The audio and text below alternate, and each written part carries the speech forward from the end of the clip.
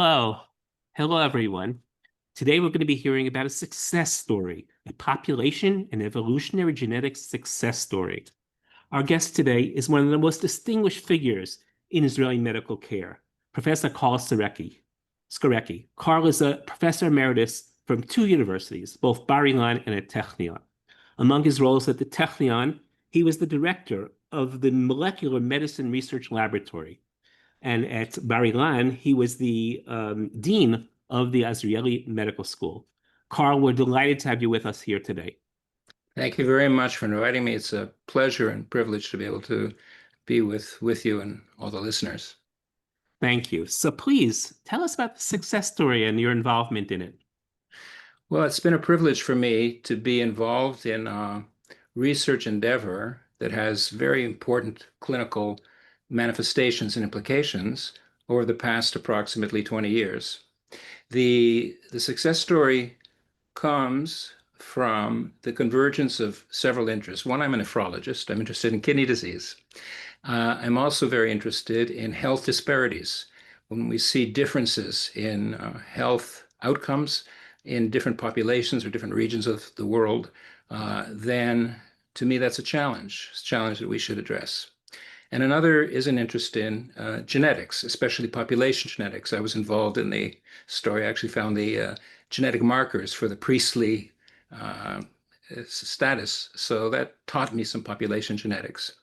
So the health disparity is a very striking, well-known, long documented difference in kidney failure between, well-documented mostly in Black Americans, but it's actually true in populations of sub-Saharan African ancestry, of course, in continental Africa, and in diaspora African communities in the United States, Canada, the Caribbean, South America, and all over the world. 4 or 5-fold more kidney disease. And in families, sometimes families, it's not really inherited in a classic in Mendelian inheritance sense, like dominant or recessive. It's just that this clustering in families, very striking. And of course, there are socioeconomic components to that. And they have been analyzed, but they cannot fully explain the disparity. So the question arose, perhaps there is some genetic underpinning. Is there some difference in the variation of sequences somewhere in the genome that perhaps can be an advantage in some situations, but can increase risk in others? Something like the more familiar malaria story in sickle cell disease. Was there anything special about being in Israel that helped do this important research? Yeah, so one might say the impetus began when I was doing my training in the United States as a nephrologist, where this discrepancy and this disparity was very evident and very bothersome to me.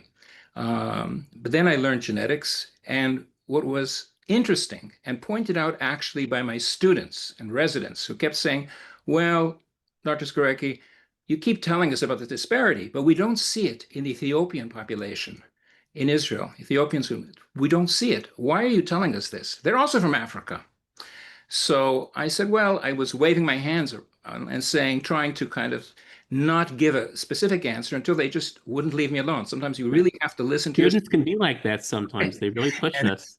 right. So then these very same students joined my lab, and we said, let us look through the genome and see if we can see the subtle differences somewhere that can help, on the one hand, explain the disparity in sub-Saharan African populations that are not shared, let's say, with European and Japanese or East Asian populations, and distinguish them from Northeast African populations, including Ethiopian Jews, who don't have that same disparity, yet come from the same continent. Now, That I'm not a doctor, but it seems to me that that's not just of academic interest. If you guys could figure that out, it might be the first step to doing something about it. exactly. So that is an example of precision medicine. It was well known that these disparities exist, but precisely how to address the basis for them required population genetics research, finding the molecular basis, and now discovering molecules that can undo or can inhibit the ill effect of the variant. Now, the variant arose for good reasons in ancient history because it conferred protection long ago in populations in Africa from certain pathogens, in particular certain parasites. But later in life, as people live longer, then and no longer need that advantage, it actually increased risk for kidney disease, and that can be now inhibited and prevented by knowledge and by developing medications, which are already in clinical trials. So that's why I call it a success story. Began with curiosity, observation, social responsibility, learning genetics, being challenged by students, moving ahead, teamwork, and then finally getting to a place within 20 years, less than 20 years, which in the time span of medical advancement is relatively short and gratifying to be part of that story. That's terrific. In wrapping up, do you see any broader messages here from this example about how Israel and its medical research and its healthcare can contribute to the world?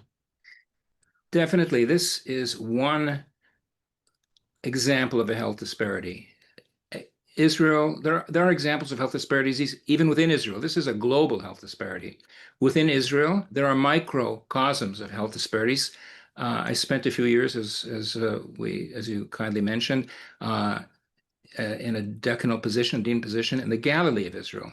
The health situation in the Galilee of Israel needs an upgrade so it can be at the same level as the center of Israel. Health care in Israel is at a very high level. It's ranked very highly. But even within that high level, it should all be the same. It should be the same worldwide.